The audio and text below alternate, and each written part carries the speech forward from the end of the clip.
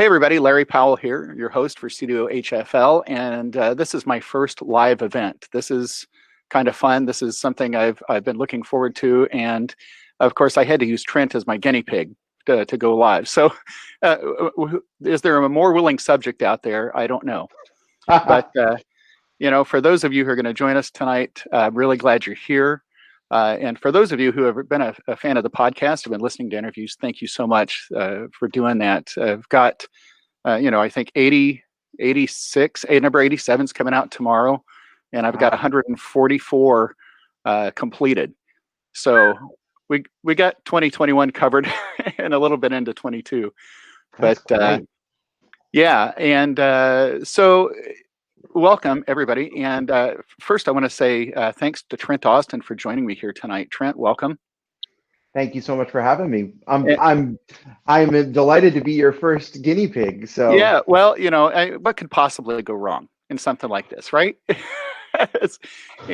And you know what I've learned is it's okay if something goes wrong. It's not the end of the world, right? I mean, we're having fun, right? We're putting some sometimes useful information out there, and sometimes totally useless. So I want to tell people kind of how I met you. And I'm going to start this by saying, you know how when you buy a new car, all of a sudden you notice everybody else that has that same model, right?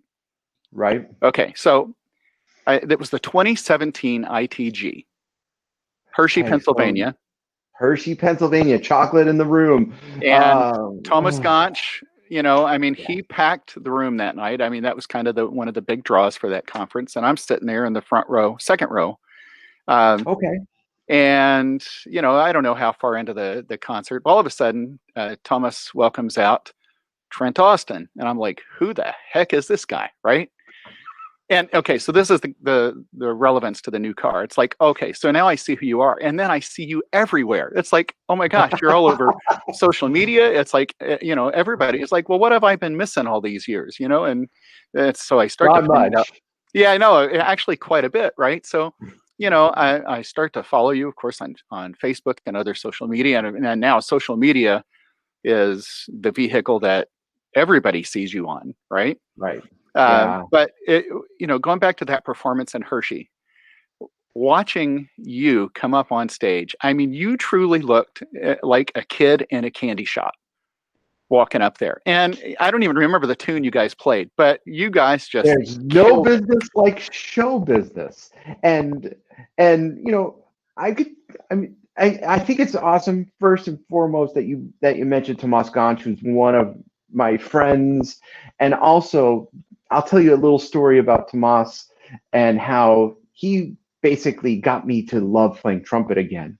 Because like everybody else, we go through times where we're super happy about playing trumpet, and there are times where, you don't necessarily want to do it. But I'll talk about that later. But I do know, that was a little petrifying because he had just played an incredible concert, and I was the last person. He's like, hey, this is going to close the concert.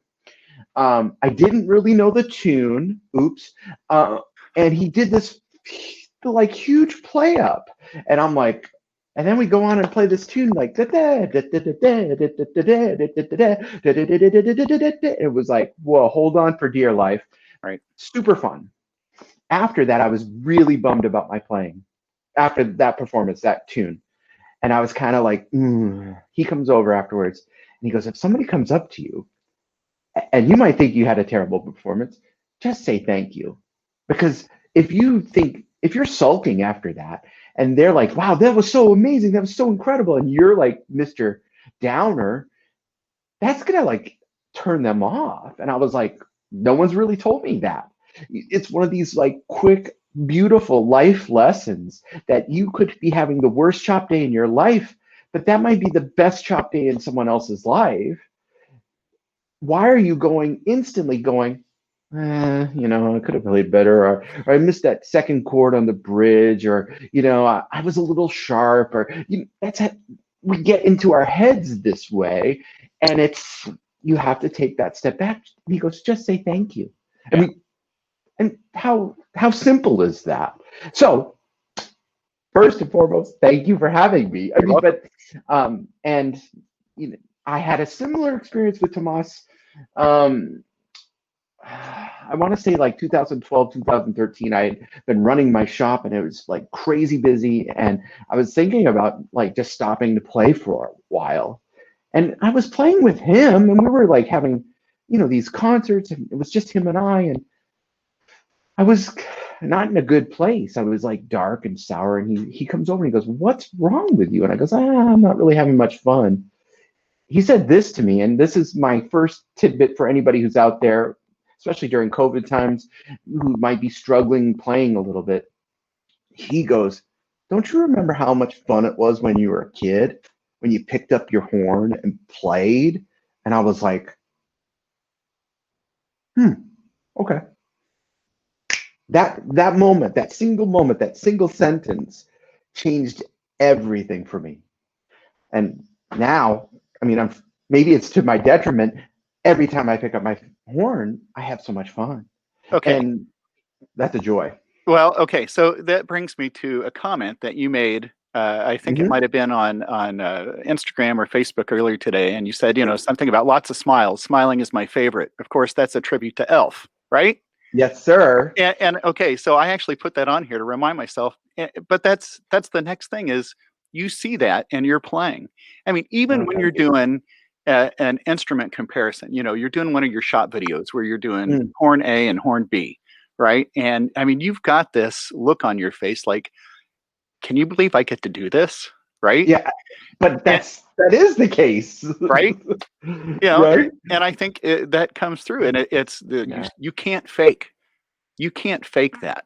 That kind of sincerity, I think, right, which is what makes great artists, great performers, great, is that ability yeah. to that, because people see that sincereness or sincerity, that, and then there's a connection, right? Yeah, Thomas is like the quintessential example of Yeah. that. And my hero, Clark Terry, was exactly that. That's why I remember seeing Clark and Oscar Peterson play once together live, and it was like these guys. I mean, they had gone way back, and they were both in not such great health, but Mm. they both played their absolute tails off. But the biggest thing is, man, you could not stop smiling when you were at that concert. Uh, and I think that's one of the joys that music can bring, especially during times where we can't go out and play for people. You need to figure out a way in your own world, in your own space, to play with that Mm. joy. And for a lot of us, that's a challenge right now because our ensembles aren't playing. I haven't played with live musicians. I don't know. We had a couple. We had a couple driveway concerts here at the Hmm. house, Hmm. but that was it. And I think the last one was late August, and all of my tech was failing that night, and everything I was trying to do was like just like exploding. So of course I wasn't thinking about playing music. I was thinking, man, why is the stream not working? I ran my 100-foot Ethernet cord out. Oh man, it was like crazy. But we still need to find where like there's the head, and the head gets in the way, but there's also where's the heart of like playing. If I didn't have my instrument, Larry, I don't know. I mean, honestly, because we're cooped up and we're locked into this space, and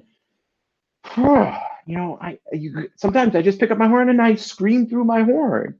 It's okay. You're exploding beauty or sometimes terror through your instrument, but it sure beats going online and then just freaking out, or like freaking out to your family member, whatever. Yeah. But we have to find that place. And I was like, I'm Thomas. I tell him every time I see him, like he changed my life by saying one sentence. Mm. So everybody has that power and potential, and he just knew how to put someone in a space where then they could succeed, be positive people. So And yeah. going back to that, the driveway concert where you said, your tech was failing you and this and this and this, right? Hmm. Okay, so this is probably 15, 20 years ago. My brass quintet, which that one doesn't exist anymore. You know how that goes. But we Yep. drove from here in Indianapolis. We drove 3 hours north to Warsaw, Indiana, to do a park concert. And so we loaded up and carpooled up, and we get up there, and my tuba player goes. Now, this is before computers and PDFs and everything, right? My tuba player goes, I left my music in my truck. And, you know, he's like, this vein in my forehead was popping out. And I was livid.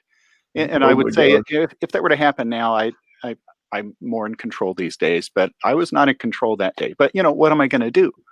There's no Right. access to Dropbox or anything, Google Drive. Right. So he goes, you know what? We continue to set up. He goes, I think I can remember a lot. I'm going to play the trombone part down an octave. So we play the concert. I'm panicking the whole time. We finish the concert and people Right. come up and go, that was fantastic. You guys sounded great. And I'm like, Right. you know, of course, I'm still kind of furious on the inside, but, you know, now I can look back at that and realize, just like, you know, you and your driveway concert, that it doesn't matter. Right. I mean, Right. people aren't clued into the same thing we're clued into on stage sometimes. And, you Yeah. know, it takes a lot to get over that with you know, somebody like Thomas Gotch saying something. You know, my wife is actually the one who told me to say thank you. Yes. You know, And it's some of the most and important things. yeah, there's that line. I love this line. I think it was in a Winton video, where some kid walks up to him and goes, "Hey, Winton, I heard you missed the high E flat on the Haydn." You know, of course, he's playing E flat trumpet. He was playing a B flat, but we won't go there, right? Sure. But it's, you know, some hotshot young kid. I mean, we all were there. I'm still you know, hotshot young kid in my head, unfortunately. And he said this, and I love this. He goes, "Yeah, kid, you heard it, but I felt it." Oh, Another, I mean, it's wow. hip because he said, I mean, he said it in a way where like a hip person would go, he just went, you know, drop the mic on him. But the kid was like, okay, whatever. But he had gotten the experience to get to the point where he was the person on the stage. Hmm. He was the person who was playing. Get on stage and do it. It's like I can't tell you how many people, you know, tend to be negative towards like great musicians. For instance, there's a lot of trumpet players, and sorry if you're out there, trumpet players, who bag on Chris Bodie. And I'm like, how could you bag on Chris Bodie? He plays exactly the music he wants to play. He lives an unbelievably cool life because he's been playing the music that he wants at the highest level. He has incredible musicians. The musicians he plays with are ridiculous. So what? He doesn't play, you know, Joe Henderson tunes, or like doesn't play, you know, the Barrio Sequenza or whatever you want someone to be. He's doing exactly what he wants to be. And I'm like, wow, that's power. And it's also, he's an incredible spokesman for our instrument. I remember I've gone to 2 or 3 concerts of his, and he always waits off stage Hmm. and talks to any single person who wants to talk to him. Nice. He doesn't have to do that. I've seen other musicians that literally have the car warming up. They hit the downbeat, the last note, and they're in the car 30 seconds later. You know, Winton's like that, though. I mean, he'll stay and talk to everybody. He'll give trumpet lessons. These are great statesmen for our instruments. We were talking before the camera was rolling about Doc. And come on, is there a better statesman than Doc Severinsen? I mean, Yeah. So I talked to Doc this afternoon, and ah, yeah, I did. I called to talk to Kathy, and yeah. Doc said, I accidentally picked up Kathy's phone. So I said, well, you know what? I'll talk to you for a couple of minutes. You know, what am I going to say? I don't want to talk to you, right? So we Right. chatted. We chatted for a little Yeah. bit, and he goes, "Hey, Larry, how's your lip?" And I said, "Yeah, it's pretty good. Doc, how's yours?" He goes, "Well, it's kind of, it's getting there." You know, he goes, I just started this new warm up. I just started doing the Tebow warm up. Oh, okay. I mean, 93 years old, starting a Awesome. new warm up. And he goes, you know, Larry, I've thought about just putting the horn in the case and never open it up again. He goes, Right. but Can't I can't do it. I can't just do it. can't do it. And, you know, I mean, he is 93 years young, truly. I mean, that is the best way to say that. He is the youngest 93-year-old you'll ever meet. But what a great attitude, right? And At and the right another attitude. another great ambassador for the trumpet. Absolutely. You mentioned Yeah, Chris Bodie. I went to one of his yeah, concerts, yeah. and I tell you what, if I could fit into some leather pants like he does, I would play his kind of that music, not his kind. I mean, Yeah, it was a great show. He sold it. yeah. It's like No. Byron Stripling, somebody who Oh, can walk out same. on stage and have people in the palm of his hand from the get Yeah, go, right? yeah. We forget. I think that this is also a big thing that a lot of us we're so into our craft and doing the things that we need to do to make a high level musical product. We have to have this thing taken care of. So that goes without saying.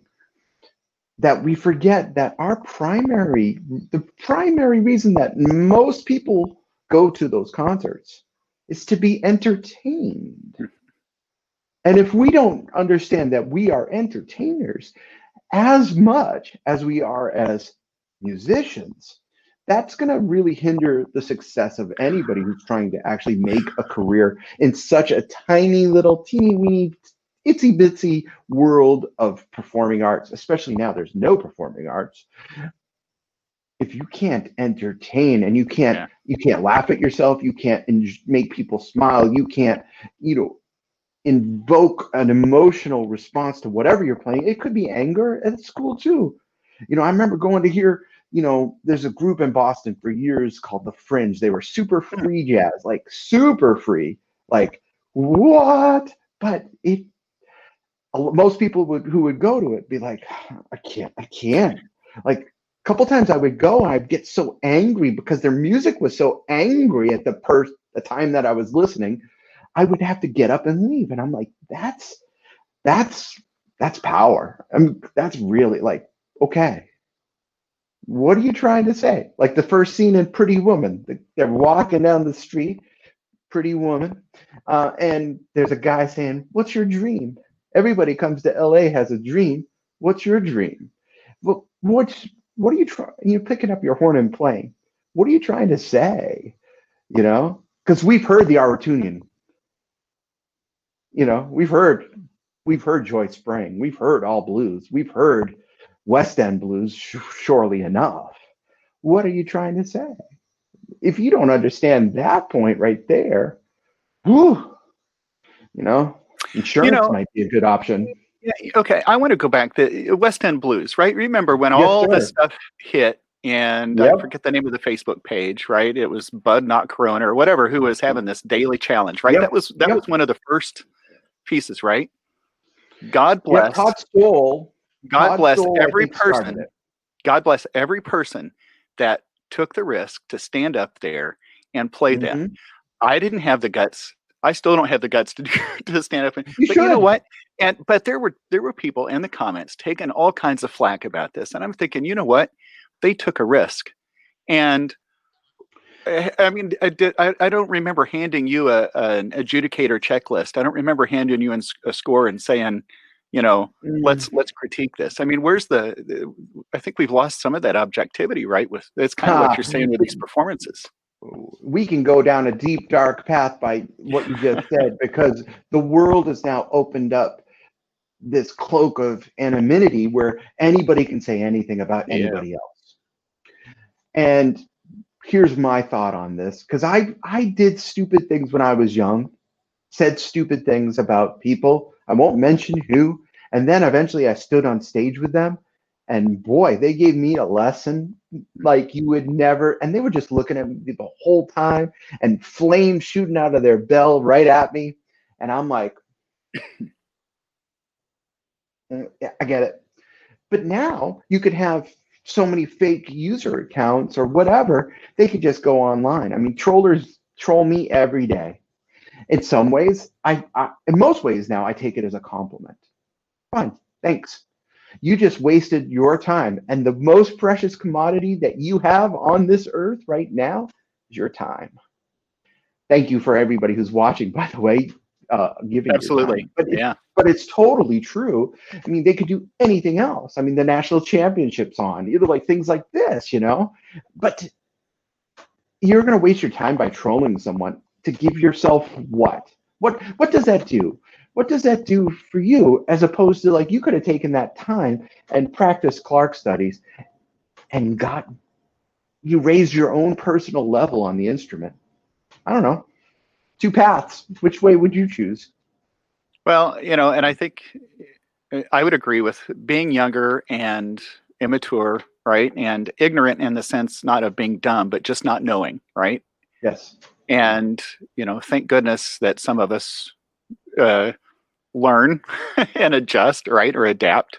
But, I'm embarrassed things that I've said and done in the past. And Nobody's perfect. no, Nobody's no. perfect. Nobody's beyond what I just said. But the quicker we all and like I'm the biggest at fault at this. Like I have to remind myself every day.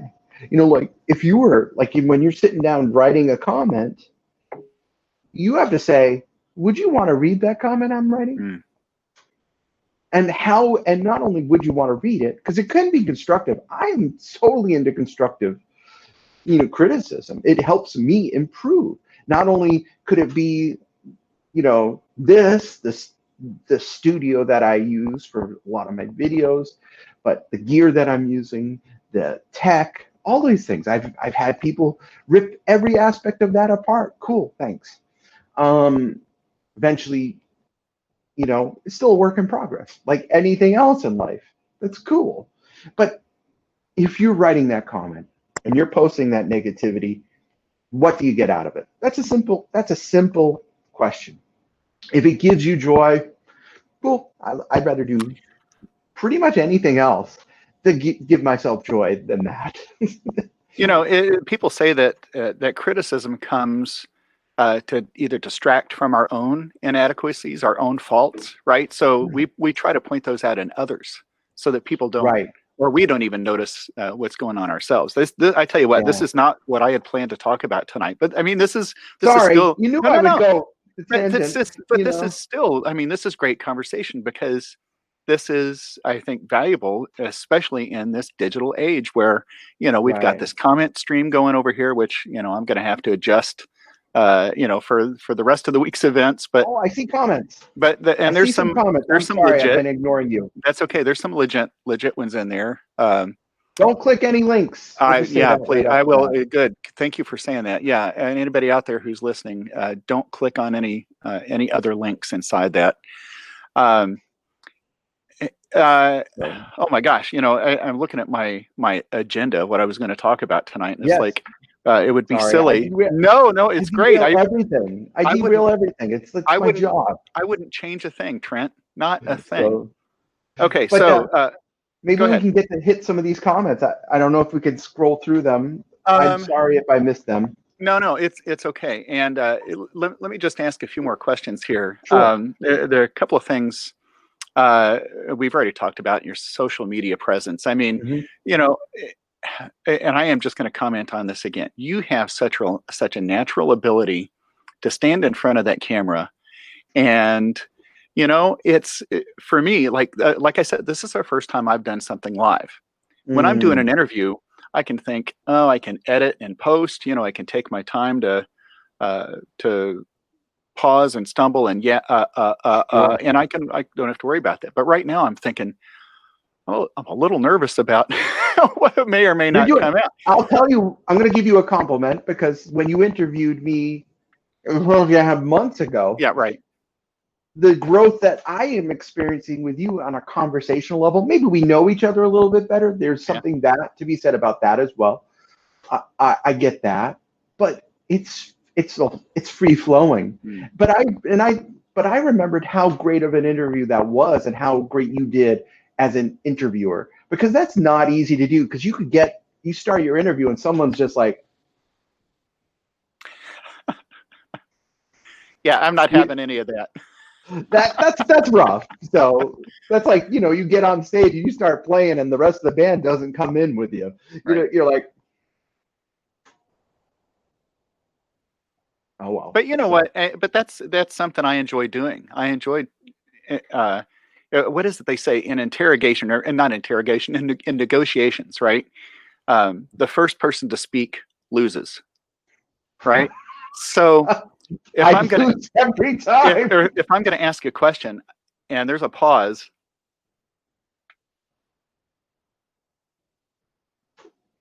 I'm gonna wait. But see, I just lost myself because now I have to fill that space, right? But Right. and that's something I think all you have to do is give somebody an opportunity to start, and then Yeah. that's something I've enjoyed about the interviews is just sitting there Right. going, oh, this is so much fun. Are you kidding me? And then And you you're just learning. follow Yeah. and you You're learn. learning.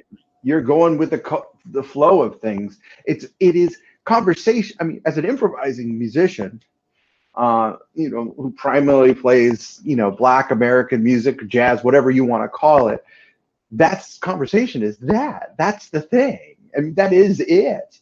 Unfortunately for me, I'm doing what I'm doing now. Is when I play, I do the same thing, but so You've Jennifer never. Kretschmann, by the way, that's a non-trumpet player commenting. I My see that. dear friend Jen Kretschmann from New Orleans. She's a Saints fan, so who dat?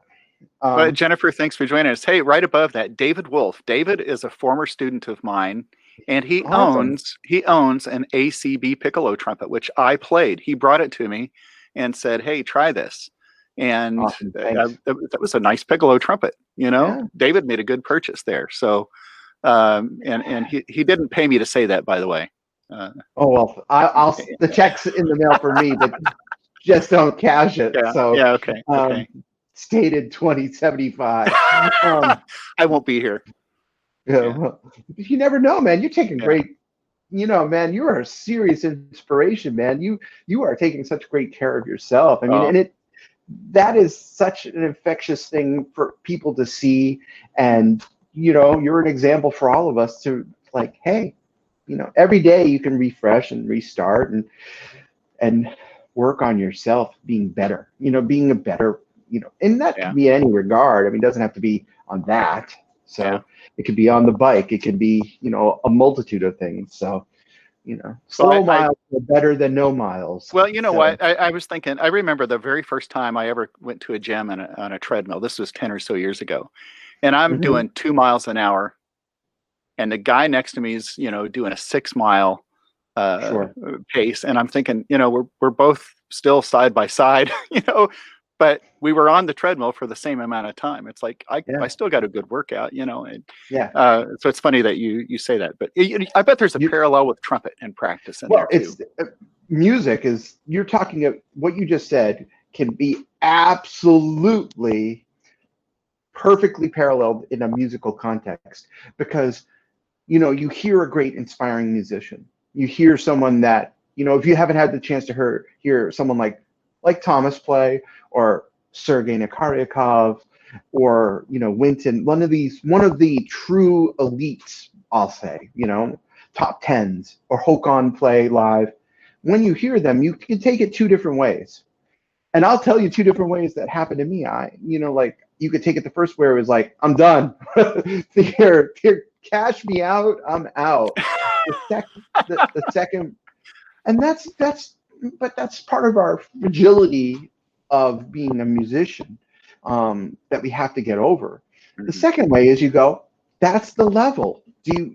Maybe you'll never get to that level. Maybe you'll get to a different level, just like Håkon. I remember flying down to see Håkon play in Cincinnati. I was living in Boston, but Håkon, the best trumpet player in the world, and he doesn't come to the US that much. Now he comes a little bit more often, or he did at the time. Mhm. And he played like the Tamberg, and he played the Pert, like things that's not my jam. But I remember hearing him, and I was like, man, that's the level. I mean, it was incredible. Every aspect was incredible. And then he played as an encore, My Funny Valentine, and I was like, okay, that's hip. I mean, it was cute, like, but as a improvising musician, I was like, "Oh, okay." But then someone hears me play the timbre, they'll go, "Oh, that's cute," but that's the cool thing about it, is that we all have these things that we're working on, and we all have the levels here. This is you today, and tomorrow, that's all you want to do, is just be like right at this. And if it goes down for a while, cool. I've had these revelations where, do I want to be the Brass Junkies? Do I want to be the other side of the bell? Do I want to You want to be be you. I want to be me? And that was a Yeah. realization early on. And Andrew Hitz and I have had conversations, Yep. over the internet and over the phone. And what a great guy. I play And with him, and I am on a Brass Junkies podcast. yeah, Shout out to Andrew. I love him. well, he's Great. great. And Absolutely. the thing is, he's not selfish. I mean, look at what he's doing, sharing all of that. It's not just the podcast, but the Yep. entrepreneurial musician. I can't say that word. And all the other things that he's doing. I mean, Yeah. that's another way to share, right? And I know we're sidetracking a little bit, but you talk about being yourself, right? I mean, Sergey playing Funny Valentine, he might do it, but it might sound like a Brahms or a Schubert song Yeah. cycle piece. But you know what? It's going to be his interpretation, and It I don't will it I will don't think sound killing no matter what. exactly Because right. it's Pavarotti singing with Brian Adams, right? Mm. That if Jenna is still on the podcast, she's laughing her ass off, I hope, because we have running jokes. Pavarotti sold himself out. He still sounded like Pavarotti. It's just unfortunately the people with him, when it's him when Pavarotti's singing "It's a man's world," that was a little awkward. But when James Brown was singing it next to him, it was pretty badass. So Yeah, you mentioned combination. I want to sidetrack for a second. yeah, Lady Gaga and Tony Bennett. Have you yeah, have you seen or heard that? of course. Yeah, and it's killing. And because true artistry will rise above anything else. And people think of Gaga as being this. I mean, early on they thought of her being sort of freaky, like that sort of thing. Maybe similar to like when Cyndi Lauper was on the scene, or like these things, like almost sensationalist in some ways. She is a hell of a musician. Absolutely. Absolutely. But like I mentioned at the beginning, her primary mission, she's an entertainer. Justin Timberlake, same thing. Incredible musician, incredible artist, puts on ridiculously incredible concert. People leave. That's why he's so popular. Do you think these people are not popular because they have zero talent? They might not be the most musically satisfying, that you listen to, but that's because maybe your taste in music is different. Just like if you are vegetarian, you're not going to go to Ruth's Chris and have dinner. And it's like The salad's great. It is pretty good. So, but I'm a wedge salad guy, so that's not going to work. Right. With blue cheese and bacon. Okay, I better stop talking about food. But it really is the case where it's like we have to see the art for art's sake. You go into a museum, I like Rembrandt. That's cool. I like Jackson Pollock. Okay. And you have completely different taste. Who's right? Who's Wouldn't right? it be interesting to have Rembrandt take a look at a Pollock painting? Yeah. I mean, Pollock obviously had the opportunity to look at the Yes. artist, the great artist. But I mean, can you imagine, or if Beethoven were to listen to Tony Bennett or Lady Gaga or Clark Yeah. Terry or Colt Wright? Yeah. I mean, of course, that's just you could only speculate on that, but it is a good thing to think about. And when Al but even Gore creates the time machine, he created the internet. So when he creates the time travel, then it's Bill and and Ted's Excellent Adventure. All of a sudden, Beethoven is back, and look what happens. So yes. should we hit some questions? I'm sorry, I keep. Let's see. What do we got over here? I do like some of these comments.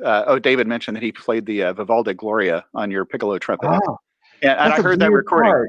He Sort did. of He in did a great job on between. that. Vivaldi Gloria, like in between. It's like almost. It's kind of like it's like an F trumpet part. It's not really it's not really a piccolo Yeah. part. It's not a D trumpet part. Okay, sorry. Going on. So let's see. Well, you're going to have some people argue, say it only should be played on natural trumpet, right? Yes. Yeah. So Well, and I like my automobile, so I could like walk every place in the world, but I prefer driving in a vehicle. So I'm going to take advantage of modern technology. right. It's the same. Hey, it's the same as this, where you have hold on, a bunch of vintage trumpets, yay, versus a modern trumpet, which is better. That's what's better, Pollock or Rembrandt. You get back into that conversation. So What if you had one on each wall? What if you just appreciated both? Right. I'm trying to what if you had one on each wall? You're pretty hip, that's You're also not a I trumpet thought, player, because if you can afford either one of those, yeah, you're right. you're definitely not a trumpet player, right? So, can you see any of the comments over there? I'm having a hard time Well, navigating this on my end. So, yeah, let me see. So we're sorry we've missed them. So we're just some people are asking for song requests, but this is not live noodles. Although I'm happy to play. This is yeah, and you know what? Along that um, line, I think that is one of the most fun things about listening to you, especially when you're doing a side by side comparison of horns. I enjoy yeah, not just the comparison, but I'm like, that's a great tune, and you're just like the one I watched this morning. That was the airflow yeah, cornet, that's a weird horn. Yeah, right? But you were super playing cool. something, and you were circular breathing through that too. I caught that, and Cheating, cheating. I'm So, listening to it, and I'm thinking, this is pretty cool. Listen, it I kind of see a comment, and Andrew David has. I appreciate that, but it's we still oh, play a good comment. musical instrument. Regarding horns, I've heard you sound like you no matter what, but how do you choose? You don't want to ask that question. So lately, I've actually stuck to one horn and one mouthpiece, which that's been my new thing. Like New Year, new me. New Year, new me. Happy New Gear. I'm trying to play one horn and really learn how that horn plays. Back to that comment, like you sound like you. Arturo did a wonderful clinic. I can't remember when. It was a long time ago. The first time I think I met Arturo. So maybe mid 2000s. No, actually, no, no, no. Oh, gosh, I'm old. 90s, mid 1990s. I saw him do a clinic, and some kids like, well, you sound like you because you have this fancy trumpet. And Arturo, right? He grabs the kid's student trumpet, opens the case. He goes, "What do you play for a mouthpiece?" He goes, "Seventh C." Puts it in, just like the horn starts disintegrating because it's Arturo, and it's like so awesome. The kid's like, he's almost shaking. He's like crying, but also like, I can't believe my trumpet does that. And Arturo gives the horn back, and he goes, "He's not the horn. He's you." And as a salesperson who owns a brass store, that's not the best way of saying things, but my job in what I do is finding that horn for you. That's it. That's it. That it's not to get you into the shiny clear coat undercarriage, that thing.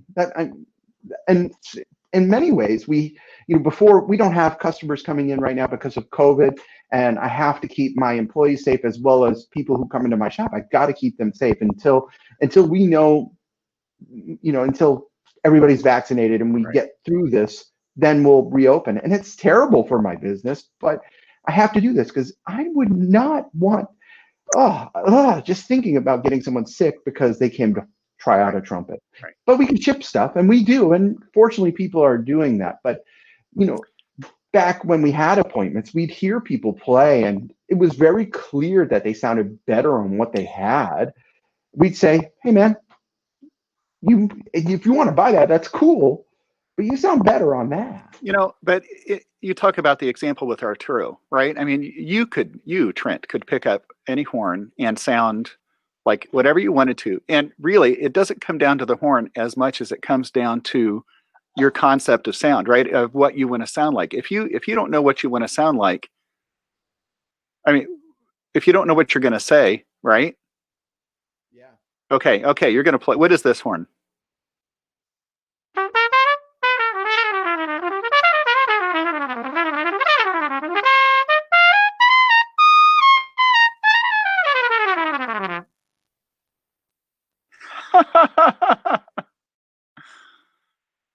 Plastic trumpet, Yeah.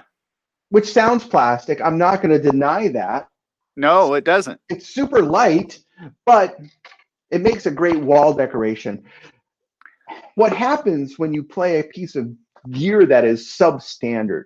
And this is where we really are serious about getting someone into something that's at least, let's use a car analogy. That is a Yugo, good old Yugo. If you guys all remember Yugos, Right. then we're dating ourselves. But Yep. this is a Maserati, okay? This is a Cadillac.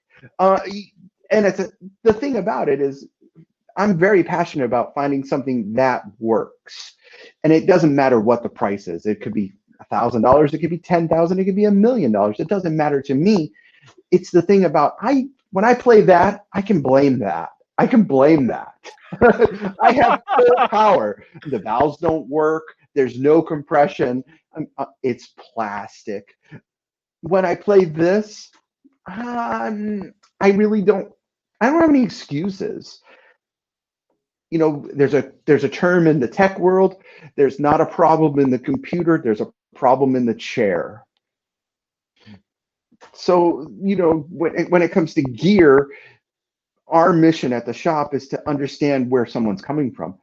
Talking to one of our guys and really digging fairly deep into seeing what you want to achieve. No horn. If you listen right now, no horn plays itself. We've tried to make stuff that plays as well as we can, but we still need the human interface. Unless you're Toyota, who has the trumpet playing robot. But But you know what? But it's the same thing comes out every single time. There's no yeah, variance, right? I yeah, mean, of course. It's just like you plug. There used to be a program, and I remember when at the beginning of like you're improvising, and there were like the Jamie Aebersold play along series, the records that led to cassettes, which led to compact discs. Okay, but then there was this computer program called Band in a Box. I don't know if yeah, you remember Band in a yeah, Box, I do. and there was with a tune, you could do tunes on it, and then you could press a button and generate a solo in a style of a famous improvising musician, say Freddie Hubbard, and it would generate a solo in Freddie Hubbard style. And it wasn't Freddie Hubbard because it was a computer. The human element of Freddie being Freddie or Louis Armstrong being Louis Armstrong. That's why, I love the West End Blues Challenge, but to me, there's three people that can, four, you include Byron, of course. I don't know if he did a West End Blues Challenge, but of course he should have. But like, there's obviously Pops, duh. Then you've got Winton, hello. And then if you haven't heard John Faddis play West End Blues, you're really missing out because John is such a scholar of the history of trumpet, especially in black music, that man, it's so authentic when he plays. It's the closest I think I'll ever get to hearing Louis Armstrong live. Oh, What about it's what just so about awesome. Brees? What about Bria Schoenberg? Awesome. She Great. pulls off a fantastic Louis Armstrong. Yeah, she's so deep. She has done her research so great into what made Lewis tick. John Eric Yeah. Kelso. You can mention 100 musicians that have studied it. The thing that I'm saying about those guys Mm-hmm. is they have power. Louis Armstrong, remember that recording in 1927 or whatever, he was standing 10 feet behind, you know, back past the band because he was so strong and so powerful. So when you get to hear, and this is the sad thing about COVID, if anybody has ever had the opportunity to hear Byron play live, and you're talking, it's ridiculous. Or Mm-hmm. hear Doc sound live. Oh my gosh, it's spine tingling. Or Faddis. Faddis will be playing, and you'll be standing right here in front of the camera, center camera, right? Then he'll be pointing over here, and the sound is crystal clear. And then when he goes to you, it's like it takes my toupee off. See, look what happened. John blew this off. So Yeah. but that's I think for me, when I hear great music, and it could be, I remember, but right before we left Boston, my wife and I, we got tickets to see BSO with Nelson, trumpet player, play Mahler 6, right? Oh. Yeah, and you know what's coming, right? You know Right. that trumpet solo at the beginning, and it's Tom Rolfs, who's he's so amazing. And so the repeat comes, right? The first time I was kind of cool. And I was just like, oh man, that was I was like just like having a out of body experience because I was sitting like 15 rows back, and Symphony Oh. Hall in Boston is one of the greatest sounding halls in the world. Then the repeat came, and then he just went, and I think I said, oh, and my wife grabs my leg. She's like, calm down. But it was like that's the experience. Yeah. When things change, and they're going to change, how great, everybody out there, this is our mission. Survive right now, thrive as much as you can, and then we are going to devour the art that is presented for us. You imagine how great it's going to be to hear, for me, the Kansas City Symphony play the first concert, and they're starting to like have concerts with very distanced crowds, but and how great it's going to be to go to in Kansas City. We have some great clubs, the Green Lady Lounge, and hear my favorite organ trio play. Or man, it's going to be so exciting. It's going to be exciting. That's the thing we have to keep in our heads as we're stuck home, kind of wondering like, why am I doing this? It's like I don't have any place to do it. I'm thinking this way, Larry. It's like I'm practicing so when the gigs start, I'm going to be ready. I'm going to be ready. I don't know if that's going to translate the practicing here in my studio versus the on the field, we'll say, experience. But I'm going to do what I can to be ready. We're going to go back to Byron again. Oh, right. Because, I love it. He was somebody I interviewed back in, I think it was actually it was June 19th, Juneteenth. I remember that specifically because of that date. Right. But you are saying exactly some of the same comments. He goes, Larry, we have this responsibility that when we get back out there, we have to deliver. Absolutely. He said, people are so hungry. Woo. And we can talk about the audience, right? But I mean, even ourselves. But he said we have such a responsibility to deliver, and right. So this time in COVID, yes, we want to stay healthy, but you're right. We've got to prepare ourselves to get back out there, and give them something. Yeah.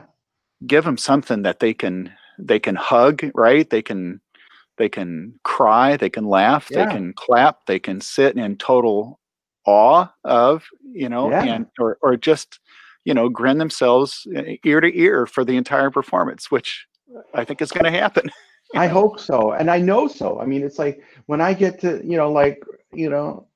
when I get to, play on stage with a big band again, one of my friends directs the KCJO, the jazz orchestra here. It's an incredible group. And right before COVID, I was supposed to play with them with Sean Jones, another friend. And I'm like, Sean Jones, that's a trumpet player. Woo, woo, wee. Sean Jones is one of the most amazing, incredible trumpet players you'll ever hear. And so I was super excited. I was shedding, I was getting ready, and then everything shut down. I think I lost, I lost a ton of monetary things, but I lost every gig in my calendar for about a year. Yeah. What's the tendency? And I have friends who have, posted. I have a couple, and I won't mention their names. They're very famous. They're like, oh, it's the first time I've touched my horn in 4 months. And I'm like, for me, yeah, I mean, I'm sure I stopped playing for a while, when lockdown first started. But then I said, well, I've got all these horns, nobody can come, so let's change. So I decided a project would be record every one of my mouthpieces I make in our standard series line, which was stupid, by the way, because this, you get used to this, and now you got all this other stuff. That was like impossible. Um, but it was a good project because people could hear the mouthpieces. And some people said, wow, you sound like crap on that one. I'm like, that's cool because it's something I don't play. But it also, for me, became a great learning lesson because I want to know how something works. So when someone says, oh, this is what I'm doing and this and this and this, I go, ah, have you tried this? Cool. So we have to take advantage of the time that we have, So if you have deficiencies in your playing, say this, well, I've never really been decent at transposing. Well, guess what? Get out your Saxa book, get out your Conconi, get out Arbon, and do it. Why not? This is the perfect opportunity for you to do something like that. Or I've never really, been a fan of piccolo trumpet. And I bought one 17 years ago, and the valves still work. Cool. Well, now's your opportunity to do that. If you start playing trombone, then I'll have to talk to you. But no, I'm kidding. I'm sort of. But like, I am kidding for any trombonist who's out there. But so so I got some comments here. Donald, lost my job and can't afford to buy a new trumpet. Totally get it. Yeah. And that's hard, and we understand, and it is that's it's been rough. I mean, I have the musician, someone who's a musician, and just lost every part of their income. Oh, breaks my heart. But this too shall pass. We'll be so much stronger and more resilient. I have friends who are great trumpet players, who are incredible trumpet players, who are working at my shop because that's the job that they can do. I'm very fortunate to have a job. I'm the employer of my job, but that's my job. I'm very, very fortunate, but I have other friends who are working at a restaurant or working at a liquor store or working at a warehouse doing, semi truck repairs. I mean, any profession to keep us going is so valuable. And then you say, okay, I'm going to get back and I'm going to save and I'm going to, I remember when I was trying to work on buying new horns. I was a college student. I had no money, but I would play funk and salsa gigs and I'd get paid, 25, 50, $75, and that would go to my high trumpet fund. And then sometimes I would need to get into that fund so I could eat. And obviously I like to eat. So that would do this. And eventually I got back, so you'll get there, just be patient, and if you can figure a way to save, however that is, working, like Dave Ramsey says, it's like, you got to, find ways to make, this possible. And it could be being an Uber driver, or it could be, delivering newspapers, it could be, selling trumpets in my case. Well, I would love to be on Carnegie Hall stage. I would love to be doing that. I sell trumpets, and that's okay. Yeah, I love it actually. Well, even to cover some of the ground over the last year, there's this thing called Shipped, grocery delivery. Mm-hmm. And it's like, okay, so what are you going to do? Right. So you have to do what you need to do, and whatever it takes to get by. Yeah, right. and it's rough. I mean, but we understand it's rough for so many of us. And the thing is, you're on the right side of the grass. You are, the sun will come up tomorrow. I sound like I'm from Annie, but it's true. I'm very, very, very fortunate and blessed because, I have food in my refrigerator. I have heat in my house. I have electricity for these lights. I mean, so, Well, okay. as much as our shop has taken a hit like everybody else, we're still okay. So. Well, I want to point out too that even though you can't have customers in there, Yes. you're still serving the public in so many great ways. And even people without shops, I think about Mary Elizabeth Bowden, who Yeah, has such sure. a great presence on there, Yeah, and the inspiration that she provides. But, you right. know, people who are still able to keep the rest of us maybe a little more grounded, Yeah, right? And that's kind of how I view the show. The podcast is giving people an opportunity to, disappear for an hour and absolutely. enjoy something, maybe learn something along the way, have a laugh or two. But um, I want to respect your time. I'm looking at this. I'm good to go. I Are you mean, I'm good? good to Okay. I'm good. I had You with my you said water something about a.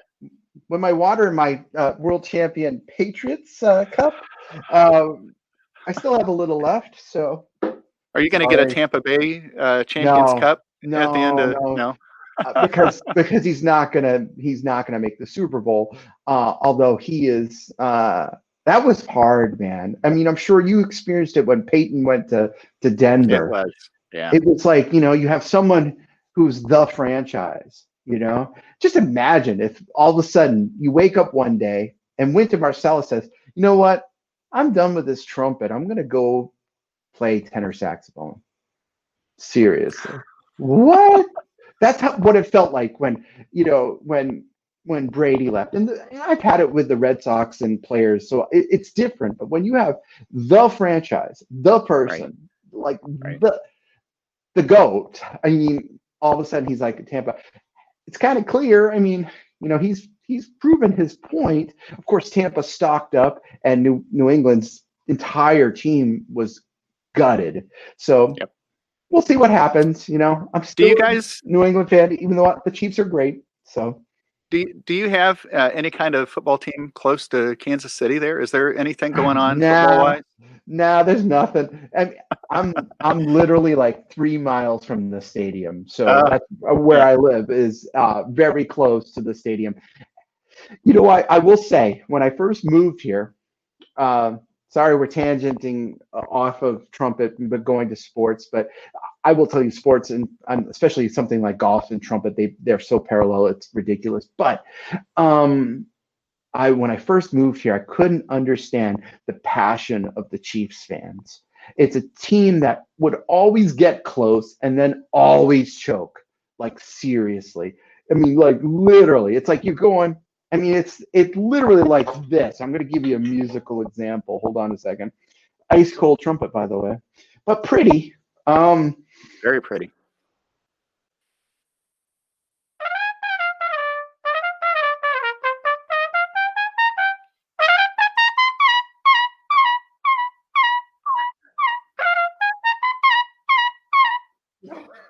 I mean, like, all right, here it comes, and everybody in their heads goes, "I'm gonna miss the high note." Anybody who's played that for the first, few times, right? Yep. I'm gonna miss the. Here's the difference. It's like a golfer, and if you haven't read, I think it's Harvey Penick's books of golf. Great books to have. There's a little red book and a little green book, but they talk about something here that is very cool. He talks about the two different players, Arnold Palmer and Jack Nicklaus. Arnold Palmer and Jack Nicklaus are the last hole of the U.S. Open. They're tied, and they both shanked their tee shot into the rough. Here's the two different attitudes. Arnold Palmer, fiery, competitive, rah! He's complaining, cussing, doing everything, storming off to the ball. Jack Nicklaus, he's gone, okay. There's a tree up there about 30 yards, and yeah, it's the wind's blowing from my back, and he's visualizing the next shot. And Arnold Palmer was an incredible golfer. I mean, one of the world's greatest. But the next level was Jack Nicklaus, who got over that negativity and figured out a way to make it happen. In your practicing, you could do exactly the same thing. And I really, one people, somebody said this to me a few weeks ago. Why do you put out so many videos? And I said, well, it's to keep myself honest. I mean, this is legit, total 100% here, because I've had people send me messages, private messages. Ah, man, you're not sounding so good on the horn right now. Are you okay? Hmm. You feeling okay? But I need to keep myself honest. Same thing. It's like I'm I got the eyes on the prize. I mean, I was missing the hiding flat on purpose, folks. But but the thing is, it's like uh, if I ever had the opportunity to play the hide, for one thing, I'll never miss that note. I might miss every other note, probably, but you know, but the thing is, we have to visualize the goal and execute the goal. Sorry, that was Hmm. another tangent entirely. So you had No, you had some questions that you sent me. Do you want to ask one of those questions? well, I mean, we've actually covered quite a bit of them. I mean, the way you're handling business during this, customer service. Hey, I want to we're going to go on another left turn here. I was on your Okay. website a couple of days ago, Yep. and you have coffee available on your Yes. website. How in Yes. the world did you get into that? Well, I'm a coffee guy. I'm a coffee snob. I love coffee. There's a couple. If I didn't have trumpet and coffee in my life, my wife and my dogs, I'd be in trouble. And I'm not putting those in order, of It was course. good. So, because it's cold and I want to sleep inside tonight. But I decided that people have always asked, because one of the big joys I had at my shop was when a customer would come, I would make them a cup of coffee. And making a cup of coffee in my world is pretty elaborate. And it takes about 10 minutes. And it's very, not only is it therapeutic for me, but it's like I present them with one of the best cups of coffee they've ever had in their life. And they go, in a paper cup, by the way, but we won't talk about that. But it's a passion. So right now, Austin Custom Beans, which you can go to austincustombeans.com. That's the only plug of the night. Um, is It's a direct ship company, but I'm working with 3 roasters in Kansas City right now to get in-house local Kansas City blends, and we're pretty close on them. We're just working on packaging right now and sort of MOQs, sort of like how much am I going to have. I don't really want to stock 1,000 pounds of coffee at the moment, but you know, we're you gotta stay busy. I mean, Yeah. I'm a little too Well, busy. My wife will say that, but owning a business, running a business full time, and trying to maintain this, it can be a little intense. So, but I wouldn't have it any other way. I started roasting coffee 15 or so years ago, and I don't do it all the time, but the best coffee is the stuff that you do yourself. Right. I certainly find it, because you control, and it's as fresh as can be, right? I mean, Oh it's yeah. You right. know, So, that's uh, that's that's that's super level right there. And eventually, maybe we can get to that point where we offer raw beans for people. Um, where I've sort of talked to a couple of the roasters, and they say, "Hey, slow down. You first have to do this first." And I get it. It's kind of like I want to play a double C, but I can't really play a tuning C. Okay, so so that's okay. that. So, I saw uh, something come up on the thing. See, because my camera's up here and the computer's down here. yeah, So something yeah. about 3D printed mouthpiece. Did I just see that? So Oh, well, you showed that to me, that giant red that's mouthpiece. right. I did bring this from the shop.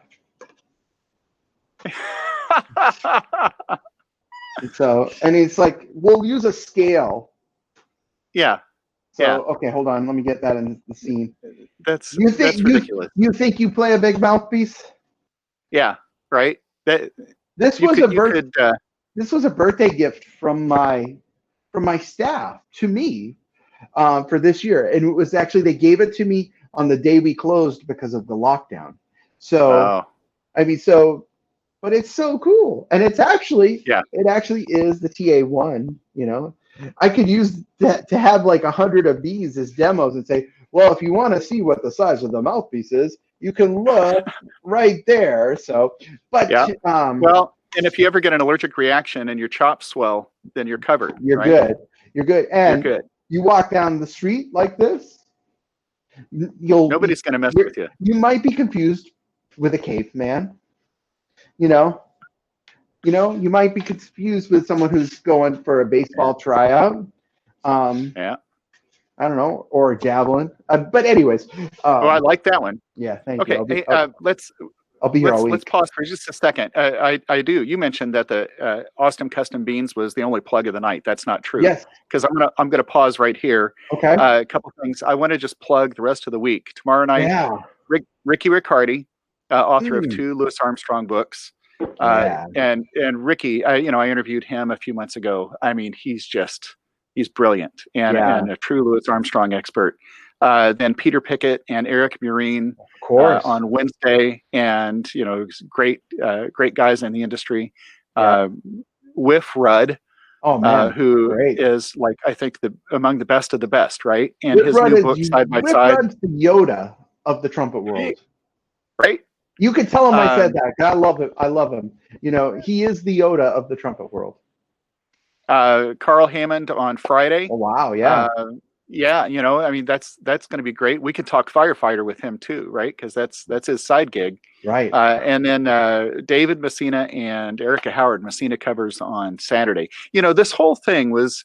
This is the time of year we would actually be going to in Indiana. We'd go up to Yep. Fort Wayne. We'd have our big music Sure. ed conference, and we'd be able to go talk to vendors. And I thought, well, if we can't do that, then let's spend some time doing this. And No, I we think this. appreciate it. That's for sure. Oh, You know, yeah, we would have just finished up Midwest in Chicago.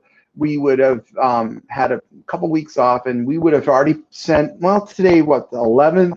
We would have sent our packages to Anaheim already for the NAMM show, which is the biggest music show of the year. And this year we were gonna actually exhibit fully as ACB, but obviously that wasn't going to happen. Then we'd have 2 weeks off and then go to TMEA, and then while that's all happening, there's all these other shows like the one in Indiana. That Yeah, it's a busy time. Unfortunately, it's yeah. not busy. So having an opportunity like this, thank you very much, You're welcome.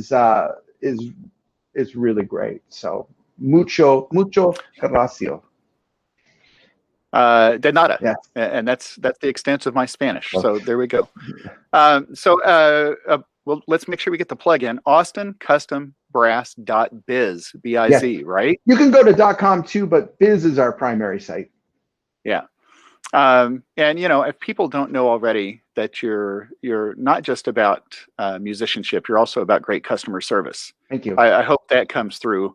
Well, I want people to be treated the way I want to be treated. I mean, and don't you? I mean, it's like, and so we are right before the lockdown. It's funny you mentioned Peter. Peter's a dear friend, and we were both talking about to each other a couple days ago about this. And it's like right before the lockdown happened, we were set to hire more employees, and we were set to expand. But that has been tempered, which is it's hard because we want to offer so much more than what we currently can offer. So we're trying to ramp up, and I'm trying to figure that out. I mean, that's another logistical nightmare. We have our bubble of people that are in our shop right now. We have I have one person who telecommutes for me. He lives in Virginia. He worked in my Boston shop, but now he telecommutes for me, and he's amazing. The lifeblood of the shop. Then we have my shop manager who lives like a mile down the street from us. Amazing. And we have other employees who are incredibly valuable members of the team, but that's our bubble, and we can't. I'm not comfortable expanding the bubble as much as we need more help. I mean, for instance, this morning I was in the shop and I was boxing up stuff, and I like that, but there's other things that I need to be doing, like, like making myself coffee. No, but, or figuring out things to do with a big, large plastic mouthpiece. Right.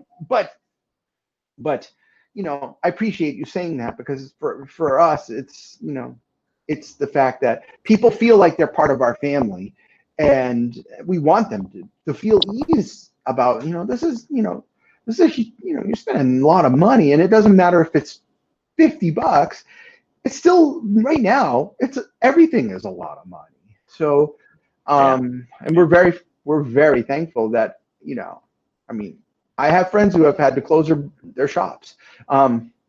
a lot of friends who have closed their shops. Yeah. I had one of my friends just sent me an email this past week. He owns one of the largest music stores in the world, and he told me his numbers, and I was like, whoa. It takes you back. I mean, we're all going through this together. I mean, that's the thing. We are all together in this, and we're all gonna, as long as we keep healthy, we're all going to get to the other side. And it's like that's the only thing I'm thinking about right now. When we used to have parties, like we would have a bunch of food, we'd have a jam session. I mean, it was so much fun at the shop, you know. And we will have those again. There's no doubt. And that jam session is going to be so flippin' fun, and the food hang is going to be epic, and the feeling of we've actually achieved something. We made it, and that's where you got to keep going. So, you know what? This is a great segue to this next comment I see down here. Andrew Davids. Yeah. I've been using this time to improve my improvisation. Been doing a lot of listening, trying to play along with tunes. Yet slow, though, very slow. Does it get better? Trent? Yes, absolutely. The one thing, Andrew, that you don't remember how challenging it was to learn how to talk. None of us really do. Unfortunately for me, I talk way too much. But I digress. The thing about transcribing a solo or learning something off an album is you're learning language. It's the best way to learn, especially being an improvising musician. Absolutely best way to learn it, because if you learn it the right way, you'll never have to learn it a different way. I mean, it's like you're taking one of the steps out. We have steps of being a musician. One step is we see what's on the page. We see what's on the page and we go, okay, oh, that's this, this, and we're translating. Just like if you were watching someone speak at the United Nations, so what does an interpreter sound like at the United Nations? I'm very happy to be the representative from Kyrgyzstan today. It's hard. So when you can get rid of this, and it doesn't matter the style. I mean, you're a classical artist. The quicker you get off the page and get into the music in a deeper way, the better musician, the more seasoned musician you're going to be. Now, there are exceptions to that. If you're playing, Gruber's ario, which has so many directions and things that you have to do, or if you're sight reading a gig. But I tell you one thing, I try, unless it's new music that someone puts on my stand that I've never seen, I will almost never play with music. It might be on the stand as a courtesy for the other musicians, but I've memorized that music. And that's taken a long time. I mean, it's like the hardest thing is like learning that first one. And then when you get to the 5,000th time, yeah, you eliminate that step though. Keep being patient to do smaller chunks. It's like I'm trying to learn the entire Barrio Sequenza today. You know how Gabriele Cassoni learned it, right? I don't know if you know, he's like the greatest interpreter of the Barrio Sequenza, to the point where Barrio wrote him an orchestral accompaniment to his virtuosic performances of that piece. He said, I went to the music store, I looked at it, and he goes, holy cow, this looks awesome. And he goes, I learned one line a week. It's not, what's your t-shirt say? It's not rocket surgery. So it's not rocket surgery. By the way, y'all, hey, there's a plug. You all need to buy that shirt. So. Okay, so hang on. Let me throw this up here. Yeah, this is my best-selling shirt right here. You can get that at studiohfl.com/merch. Yeah, and so thanks, Trent. That was an excellent segue. Like I say, it's not my first rodeo, So, but Andrew, keep at it. I mean, that's the big thing. It's like anything else. Keep at it. It could be the horn, it could be golf, it could be, in my case, I'm getting back into cycling, and I am very slow. But it's like beat yesterday. That's Garmin's motto, right? Located in Kansas City. So well. Isn't part of it showing up? Well, yeah, was that right? Woody Allen, right? 90% of life is showing up. Yeah. Right, but think of it. Okay, you're talking about cycling. Even if you're slow, did you still put on your cycling Yeah. shoes and you get the bike out of the garage and did you get on and you go? Right? Getting on You the bike showed is up. the hardest. Getting on the bike is the hardest thing. Very Yeah. similar to getting this out. And so when I was younger, Larry, I would have my trumpet on my bed when I was like in high school and I didn't really want to practice. I'd have my trumpet on my bed. So if I really wanted to go to sleep, it would look at me and it would just stare up, kind of like a cat. Go, Uh, what gives, man? You know. So now I see these things and I'm like, okay, like mm, I gotta get to it. I gotta get to it because yeah. no trumpet. My whole life has been spent on trying to find this, folks. No trumpet plays itself. None. Yeah. Even the Toyota robot has to have those lips. Although there's that cool video of the saxophone playing giant steps. So, but I digress. You know what we've got to do? Yeah, We need to actually plan another live segment where we can get tunes ahead of time, right? Because I a think live that a lot of noodles people super want to session. know, right? So I do want to kind of wrap up things here, Sure. and let me say again, this I knew this was going to be fun. I didn't know it was going to be this much fun. This has been great, Trent. Thank you. You're wonderful for doing this, and Well, thank you so much. it's an honor to Um, be here. Thank you for having me. I mean, this is such a great, your podcasts are great. So anybody who's new to this, just this is the joy of what you can do is dig into stuff, learn, and be inspired by all these. I remember when you were interviewing me, you were like, "Yeah, I just got done interviewing Mike Sachs," right? yeah, Or you were, and I think Byron was right around the same time, and I'm like, "I'm sorry." Well, I'm right. sorry, like Mike, you're talking Mike Sachs, right? Yeah, And that was, it's like it's so cool and so inspiring. So this is a lot easier when you're inspired to do it. That's it, folks. Get inspired, that's right. whatever way inspires you. For me, it's like I'll wake up in the morning if I'm not inspired, I turn on a recording of Clark Terry, the greatest person I've ever met, Yeah. and boy, if you're not inspired after listening to Clark Terry play Brotherhood of Man off Oscar Peterson Trio Plus One, or if you're not inspired after of hearing Sergei Nakaryakov play the Carmen Fantasy, or you're not inspired after hearing, like I said, Tom Rolfs play the Mahler Six, it's like, okay, well, there's bowling and go ahead. But for me, these things are completely inspiring, and you have to inspire yourself to get this up and do it whatever. And so one thing I always suggest, I'm sorry, I'm going off another tangent. No, no. I look. I've got mine sitting right here next to me. So, Right there's yes, that's what I'm. with the greatest, the coolest mute ever, Hey, too. hey, Right. hey, wait a second, we're gonna have are we having a mute off right now? Yeah. We're having a mute This is off. my Trumcore Zinger. It's my Dakaflage. Man, the light's really messing with that. Let's see. Yeah, you Yeah, can't yours. see it. I love that Docaflage, but I've got my my That's awesome. skulls. Yeah, Yeah. when Chris posted this, he posted this, and I was going to Brazil to be like an artist for their jazz trumpet festival, another great event. Brazil is unbelievable how deep the musicianship is in Brazil. It's ridiculous. But he had Well, and just, thanks to Bruno Garcia. Don't forget, we got yeah, to I talk about forgot. Bruno, right? Bruno, my Okay. buddy, who is There you go. So, Bruno's a hero. I mean, that's another person like yourself who's giving so much back.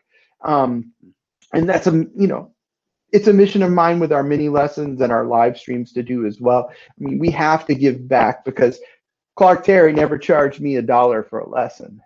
I mean, come on. Well, right. he charged me in bottles of dry sack, which is a sherry, and it's the most gnarly thing ever. But and I would pour myself a cup about that big, and he goes, when this bottle's over, your lesson's over. And I was like, well, so being the frugal person I was like, if I don't drink any, then the lesson goes on as a lot longer because there's only one person drinking. Right. Right. In this case, it didn't really work because at the time I was hanging with Clark, he really liked dry sack, so he would just Yeah. keep talking and going. So, but Anyways, backing up. Where were we? Yeah. We were showing off. Well, we were no, showing off harmony. that's okay. So Yeah, and I'm going to put links, when I get this right, of downloaded, and I'm going to post it. So, uh, with your permission, and I don't course. think there's anything that needs to be edited out of here. I think we're good. I've tried to keep Um, PG-13 today, so that's yeah, good. this is great. Not like your first interview, which I had to, I think I trimmed out 59 of 60 minutes. It was Well, no. I had just finished up watching binge watching Gold Rush. So, Oh, no, I'm just kidding. So, but right. So.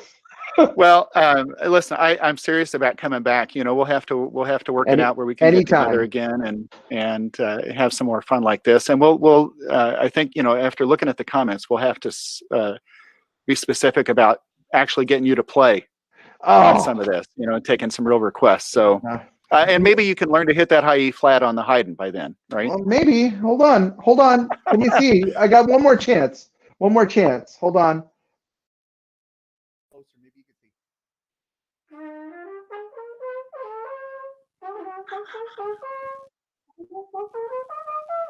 Yeah. Perfect. So I don't know if anybody saw that, but that's kind of freaky. But Well, it's there for posterity too. So there you go. so, anyways, Yeah. Ray, thank you so much for having, and thanks You bet. for all you do. People buy that You're welcome. shirt. It is the bomb. It really is. Yeah. Thanks, man. Hey, thanks to everybody out there that's listening, and those that are going to listen in post. Thank you for showing up and listening to this. Trent, I wish you great health, Thank you, and I wish your continued success with your business. Thank you. And hopefully, I'll be able to come and have a cup of coffee with you. I'm ready, at some man. point. Soon. Yeah. Soon enough. Soon. It's not that far. So yeah. In the All right. meantime, Well, keep groovy. So.